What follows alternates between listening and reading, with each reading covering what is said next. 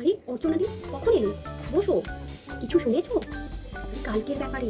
শুনুনি, সুচরিতা ম্যামের সাথে প্রিন্সিপাল ম্যামের কোনো একটা ব্যাপার নিয়ে মিসআন্ডারস্ট্যান্ডিং হয়েছে।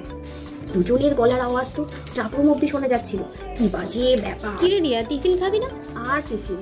সংসারে ঝামেলাতে পড়ে জীবন অতিষ্ঠ হয়ে যাচ্ছে। আমার শাশুড়ি আর ননদ এরা তো আমাকে সুপার উম্যান ভাবে। ঘর সামলাবো, স্কুল সামলাবো, সব দায়িত্ব নাকি আমার।